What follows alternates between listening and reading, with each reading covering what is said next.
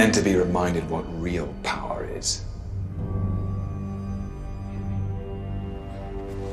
Well, let me know if Real Power wants a magazine or something. Really, I never... Oh, I'm sorry. Did I break your concentration? Imagine being an A-list actor, so much so that whenever your name is mentioned alongside a movie, everyone automatically believes that the movie is going to be tight and right. That is what Samuel L. Jackson's name evokes. Whenever I hear of Sam Jackson, especially if his name is coupled with that of Quentin Tarantino's, I immediately want to see what he's in, because the man can act, and he is loved by so many, and he embodies every role he's ever played in. One of the other things I also appreciate about Samuel L. Jackson is that he had a respect for the art and for his work, and at least from what I could see, there was never anything about Samuel L. Jackson to a high degree when it came to the narcissism and entitlement of a lot of these other Hollywood actors. And that's saying something, because when you're promoting a movie, the last thing you want to do is divide the fans. It's okay for everyone to have differing values and views, but when you're promoting a movie that's supposed to bring people together, those differing values and views shouldn't always be at the forefront, especially if they are presented in a way that seems to be attacking a certain group. For example, for people like me who are very pro-environmentalism, or who put the ecosystem and environment in high regard. I like progress, but I also like the balance of safeguarding the ecosystem and the ecology around us while we're also making those progressions so that we don't just annihilate all the trees and things that are keeping us alive in order for us to make that progress. And then I come out and say, all of those people who are making progress, but they're cutting down all the trees, you're a bunch of incels and neckbeards, and just start hurling a whole bunch of insults at a bunch of people that don't neatly fit into the box that I think they would fit in. While I'm also trying to promote my movie, has nothing to do with that. I can understand why a lot of people would then have a huge dislike towards me, because I am making a wide, broad stroke assumption about people whom I don't know on an individual level. This is kind of what Brie Larson did, and funny enough, this is what Sam Jackson came out and did as well. And I'm gonna be talking about why this is so damaging. I know a lot of people might think it's not important in the grand scheme of things, but there is obviously a disconnect when it comes to Hollywood and studios and the people on whom they're depending to pay them for their products. So to understand why this is such a damaging narrative, or at least why this is such a destructive way to go about things, we have to look at what Samuel Jackson says and how he says it. He's not the only one who has done this, and he certainly is not the first, but I think it's important to highlight exactly what it is the studios and public relations are doing so that we can shed light on why it's wrong. Now, don't get me wrong, even though I don't necessarily agree with his views, I don't think that he shouldn't be allowed to say them. I also agree that fans or audiences should be allowed to say their piece as well. However, I do believe there's a time and place for everything that would warrant the criticism when it's done out of time and place. For example, taking a decision to express body positivity by engaging in a provocative behavior such as flashing your tits and bouncing them up and down may not necessarily be inherently negative. However, it becomes a matter of appropriateness in terms of time and place. For instance, performing such an action at the White House during a family event where children are present would be considered an example of it being the wrong time and place. In contrast, engaging in such behavior at a raunchy party, festival, carnival, gentleman's club, or any other adult-themed setting would be more contextually suitable. These environments cater to a specific adult audience and are categorized by understanding and expecting that kind of behavior. Now, the headline of one of those articles that had come out reads as this: Samuel L. Jackson stands by Brie Larson against toxic Marvel fans. Incel dudes who hate strong women won't destroy her. Aside from the obvious and understandable assumption that Samuel Jackson and Brie Larson are probably hitting it due to this level 9000 simpery, one can otherwise assume that Brie Larson and Samuel Jackson are friends, and he's probably just trying to do damage control. However, it's important to delve into the origins of the supposed animosity directed towards Brie Larson. The controversy surrounding Brie Larson began around the time of the Captain Marvel movie campaign. So I was figuring out this character, but very much in the dark, because there was no script to read. There wasn't even, it wasn't all flushed out yet with the Captain Marvel solo film either. So it was just kind of finding our way, but it was a good group of people to figure it out with, right guys? Yeah. Isn't it fun being there for all my extra takes? Trained you up in the apprenticeship. Most mainstream media outlets claimed it was because Captain Marvel was the first film in the Marvel Cinematic Universe to feature a female lead, and that's supposedly what resulted in pushback from a small but vocal group of fans, predominantly male and predominantly white, who were not receptive to this shift.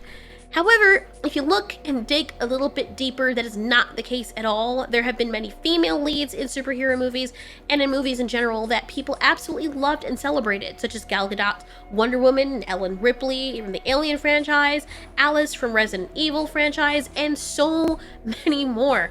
Despite the studio's selective amnesia when it comes to conveniently forgetting how many female leads were celebrated and loved before their precious MCU, this trope was not a new one, females being strong. However, in recent years, it appears that studios have altered the presentation and depiction of strong female characters, often making them extremely unlikable. This shift has not only resulted in some kind of disconnect with male audiences, but also failed to resonate with the women they aim to represent. Around the time these articles came out, at least to my knowledge, nobody had a problem with Captain Marvel being female. The primary cause of the controversy, however, arose from comments made by Larson about inclusion and diversity in the film industry. During her speech at the Crystal Lucy Awards in 2018, Larson highlighted the fact that many movie critics are white males. And instead talk about something that's really important to me. I'd like to bring to light an aspect of our industry that has risen to the surface in the last week. Oh boy, here we go. So earlier this week, USC Annenberg's Inclusive Initiative released findings that 67% of the top critics reviewing the 100 highest grossing movies in 2017 were white males. No. On top of all of this, am I saying that I hate white dudes? No, I'm not. But what I am saying is that if you make a movie that is a love letter to women of color, there is an insanely low chance a woman of color will have the chance to see your movie and review your movie. Is that some kind of racist remark? But they are not allowed enough chances to read public discourse on these films by the people that these films were made for. I do not need a 40-year-old white dude to tell me what didn't work for him about A Wrinkle in Time. It wasn't made for him. I want to know what that film meant to women of color, to biracial women, to teen women of color, to teens that are biracial. She repeated throughout her speech that she does not hate white dudes, instead emphasizing the need for diversity in media. Brie Larson faced criticism not only for her prejudice and unnecessary misandrous remarks, but also for her apparent disregard for women of color who found her comments insensitive. Additionally, her perceived hypocrisy was highlighted as she failed to suggest or support someone less privileged than her, especially from a minority group, to take her place in certain roles. Larson revisited this topic in a 2019 interview with Marie Claire UK, where she expressed concern about the lack of diversity among movie critics or movie audiences, commenting that the people reviewing movies appear to be overwhelmingly white male. These comments sparked outrage among moviegoers and fans and critics, many of the mainstream shill organizations claiming that the moviegoers or people who are reviewing the movies who were having a problem with what she said only being white men. Then they blamed the specific group of white men for review bombing the movie and trying to undermine its success of it when the demographic of the supposed group could not even be verified as being predominantly white male. Understandably though, based on the demographic of the USA makeup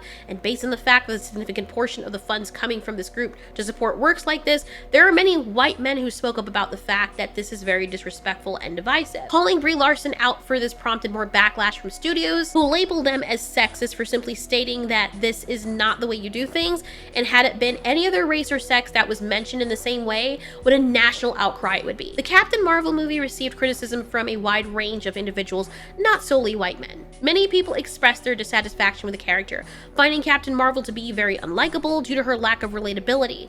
Throughout the film, the Captain Marvel film, she appeared almost perfect without experiencing significant growth, personal development, humility, or other positive character changes. One could argue that Captain Marvel's success was partly attributed to its indirect connection with the overarching MCU arc. As part of the Marvel Cinematic Universe, it was necessary to watch all MCU movies to fully grasp the complete story leading up to Infinity War and Endgame. This factor likely contributed to the movie's popularity and box office success. In response to the backlash, Larson clarified her comments by stating, "What I'm looking for is to bring more seats up to the table," implying her intent was not to exclude, but rather to expand opportunities for diverse voices in film criticism and the industry at large.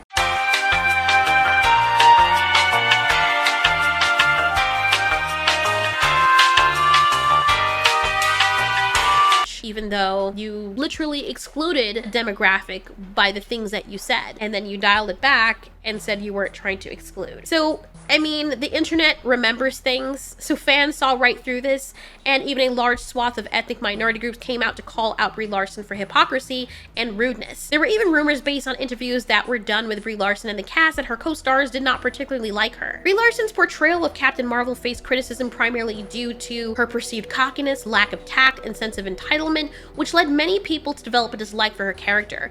And then there was no humble moment or redeeming qualities about her after, like there was for Tony Stark. It's important to note that the criticism was not directed at her gender, but rather at her behavior. In comparison, Gal Gadot's portrayal of Wonder Woman and her off-screen persona were often praised for their humility and elegance. Gal Gadot understood the importance of not insulting the very audience she relied upon to support her movies. Following all this, Brie Larson has seemingly sunk into the background, possibly trying to repair her image, when there wasn't much of one to begin with.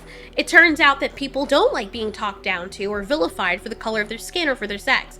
Nobody really cared about her, and she was a bit more tolerable in the Endgame movie, but that's not really saying much. Fast forward to 2023 upon the premiere of a Marvel show called Secret Invasion. And what do they do to help market this movie and to draw people in? They have Samuel Jackson bring up the past and throw Brie Larson under the bus, once again reprising his role as Steven and attacking everyone on baseless things in order to make sure to elevate his precious blonde friend. Samuel Jackson's choice to label fans as incels due to their dislike of Brie Larson's portrayal of Captain Marvel can have several damaging implications, not only for his reputation, but also for Larson's and the studio's image. Firstly, it's essential to understand that criticism and differing opinions are inherent aspects of any form of media, including movies. When an actor disparages fans for expressing their views, they shouldn't be surprised that it creates an atmosphere of hostility, which can then reflect poorly on their personal reputation. Fans may perceive Jackson as intolerant or dismissive of differing viewpoints, which can negatively impact his relationship with his audience. Moreover, such remarks can also negatively affect Brie Larson's image. Although the comments were made by Jackson,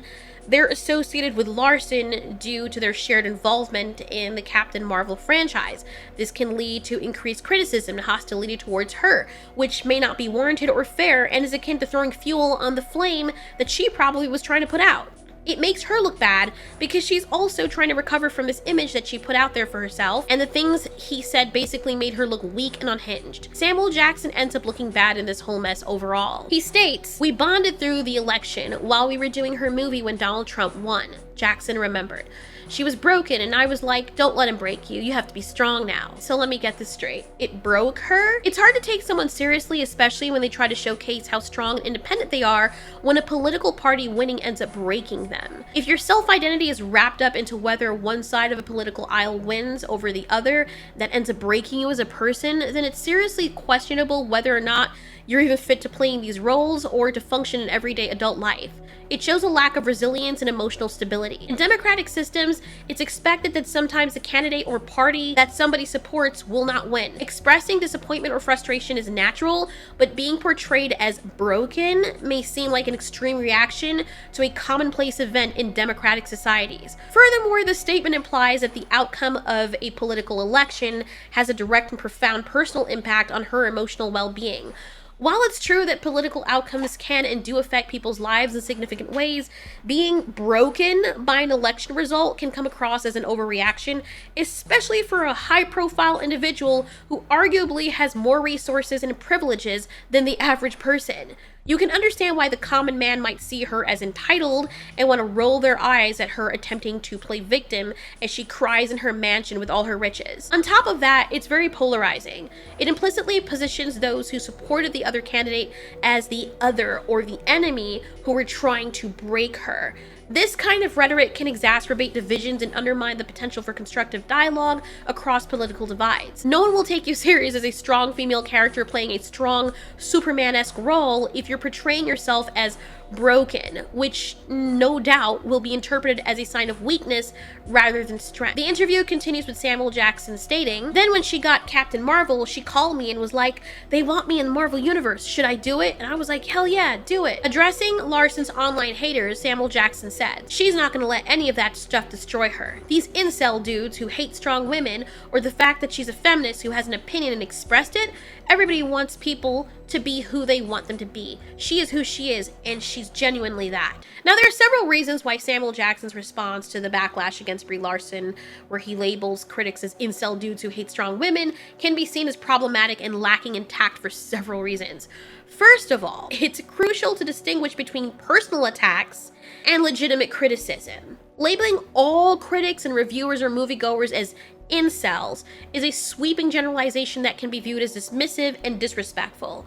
It suggests that all criticism of Larson's portrayal of Captain Marvel or her public comments comes from a place of misogyny or resentment towards feminism, which is not necessarily the case, especially when you consider that many of the voices that spoke up against her were that of other women. I know it sounds crazy and probably alien to elitist and entitled rich people like her, but normal people, or as she would probably call them, peasants, can have genuine concerns or differing opinions about an actor's performance or public statements without it being driven by personal bias or prejudice. Secondly, this kind of response can further polarize the conversation and create an us versus them dynamic, which is not really conducive to constructive dialogue. Instead of addressing the criticism in a thoughtful and respectful manner, it shuts down the opportunity for open discussion and can intensify the hostility, especially when the bigger, more influential voices are by rich elitists like her and Samuel Jackson, rather than the commonplace man like you or I. Thirdly, these types of ignorant comments can also alienate a portion of the audience. By labeling them in such a negative manner, it can inadvertently paint all fans or critics with the same brush, which can lead to further resentment and division among the fan base. This seems to be a lost knowledge, but from a business perspective, attacking fans is, call me crazy, not a smart move. Fans are the primary consumers of a studio's products. By alienating a segment of this consumer base, the studio risks losing potential revenue. I mean, in 2023, we've seen a result of this. Further, in the age of social media, word of mouth can significantly impact a movie's success. Disparaging comments from an actor can stir negative conversations online, affecting the public's sentiment towards a movie or a franchise, which can subsequently impact the bottom line. See, for example, Keanu Reeves, and how he is widely loved despite the fact that he's not what I consider an A-list actor. But people will come out in droves to support his movies because of how he presents himself in reality. The feeling of being there, of walking the streets of the future, is really going to be breathtaking. You're breathtaking. You're breathtaking. You're all breathtaking. Does Brie Larson sing? Duh! Why'd you have to Google that? Doesn't everybody sing? Would Brie Larson work out? Like, hypothetically, would I at some point? Is that like a personal attack or something? Or is that a request? Do you think I should? Yeah, I work out a lot. Thanks for asking. It's vital for actors and studios to foster a positive relationship with their audience. Differences of opinion should be respected and acknowledged, not dismissed or insulted. By doing so, they can maintain a healthy discourse with their fans, ensuring the longevity and success of their productions. There's nothing wrong with speaking up about your views or things that you're passionate about, but the problem with Brie Larson is that she went out of her way to attack a sect of the audience by saying, I do not need a 40-year-old white dude to tell me what didn't work for him about A Wrinkle in Time. It wasn't made for him. And for the third time, I don't hate white dudes. These are just facts. These are not my feelings. And I'm really sorry, Lindsay. Please don't kill me. See how oddly specific that was? And if it doesn't sound problematic to you, imagine her saying that about anyone else. For example, had she said, I don't want to hear what a 27-year-old Asian woman has to say about A Wrinkle in Time because it wasn't made for her.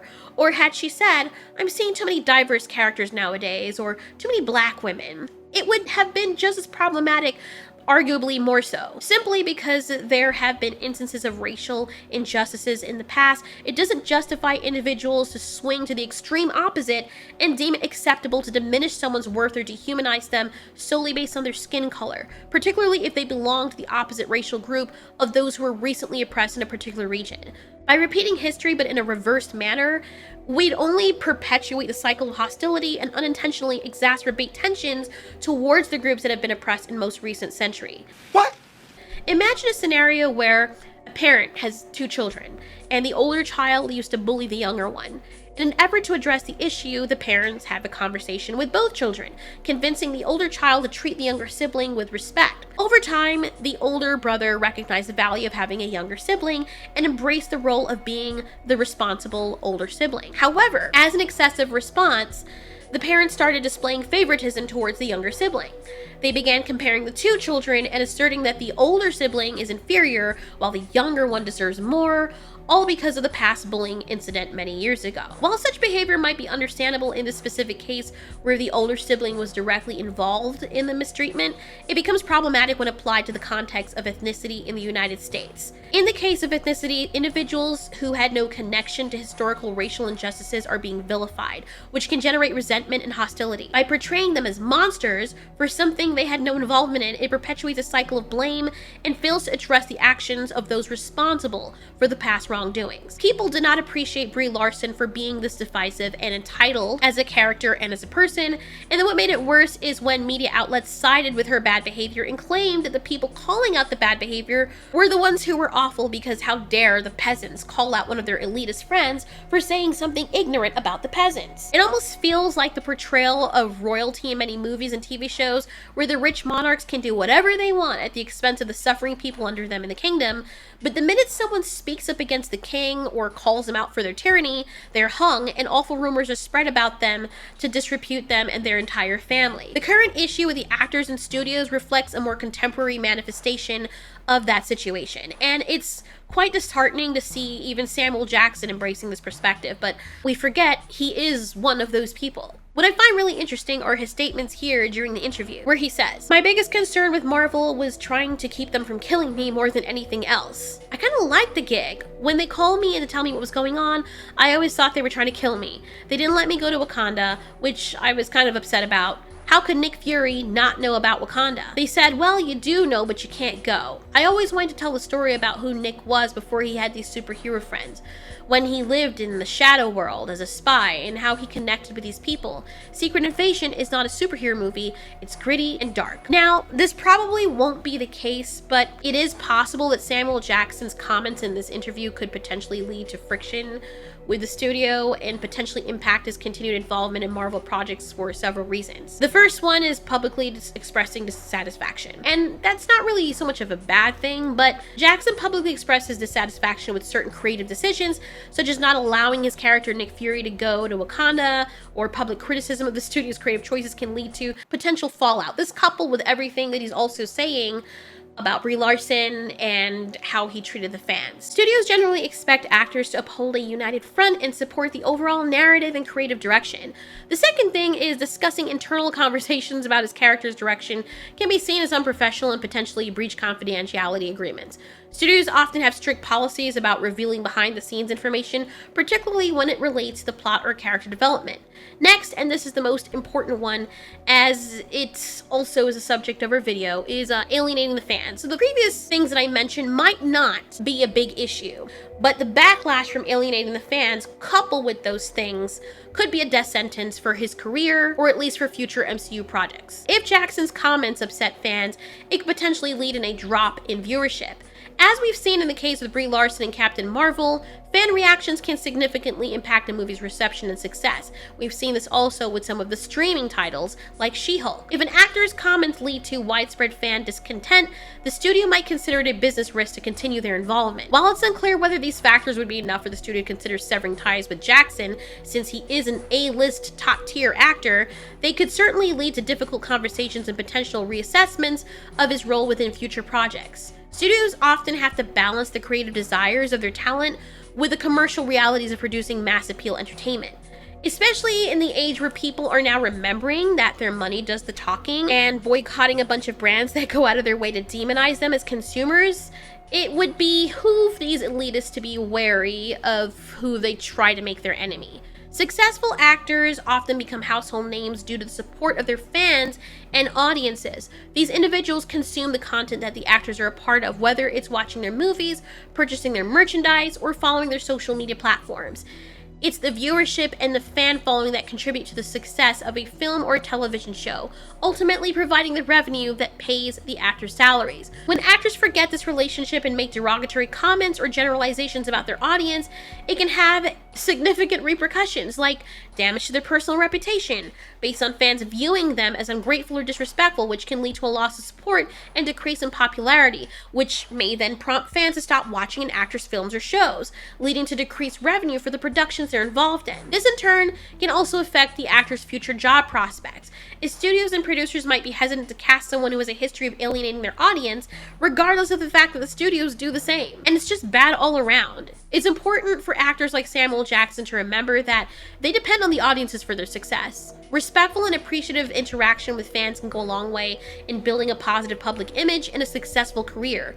Conversely, making negative or derogatory comments about fans can lead to the deterioration of an actor's reputation, loss of support, and potential economic consequences. While there is a valid discussion about the separation of the artist from their art, it's important to recognize that in the realm of movies and TV shows, the individuals involved in marketing play a crucial role in attracting audiences. When marketing a movie, it's essential to engage and resonate with the target audience. If the marketing strategy involves hurling insults or offending the very people who are supposed to be drawn in to watch the film or the show, it shouldn't come as a surprise when such insults end up alienating and driving away potential viewers. You're basically screaming from the mountaintops, hey, please don't come see my show because I don't like you and I don't care if you do or don't. A recent example of this was Will Smith, when during the Oscars he walked up and slapped the shit out of Chris Rock for making a joke about Jada Pinkett Smith. Mind you, Jada Pinkett Smith was laughing at all the jokes being made at everyone else's expense except for hers. This caused Will Smith to lose a lot of support from many people who were initially fans of him. While Will Smith didn't outright attack his fans, his subsequent speech calling for love and understanding and how he was called upon to love people immediately following an onstage assault was seen as highly hypocritical and lacking self-awareness. This incident caused many people to perceive him in a completely different light. Prior to this, the actor had already been facing difficulties due to a scandal involving his wife Jada Pinkett, who had an affair with August Alsina, one of their son's close friends. Leading up to that point, a significant number of people supported Will, criticizing Jada for her actions, and sympathizing with Will as someone who appeared to be suffering under her rule. However, that quickly changed and everyone turned on Will Smith when his actions and his actions alone upended his career and caused him to lose massive support from many of his fan base and even other actors that were previously friends with him. The same can be said of Amber Heard, even though I wouldn't really consider her an actor that most people knew about or even cared about. But she came under fire when she ruined Johnny Depp's career by playing victim and outright lying on him. One thing is for sure, altering the public's perception of you as an actor, especially when you rely on their support and financial investment in your movies for future work opportunities, can be detrimental and akin to a death sentence for your career. In a day and age where actors are not as sought after as they once were by the public, it's important more than ever to foster a good relationship with the audience. So do you guys see anything wrong with what Samuel Jackson did? What do you think is the cause of these studios employing this new tactic of attacking their audience when they don't get their desired result, or just the audience voicing their opinion? Do you think that it's a matter of them trying to manipulate via social media? And if that's the case, and they've seen that it's failed over and over again, why do they keep doing it? Thanks so much for watching. This has been Ultiori. You ask, we answer.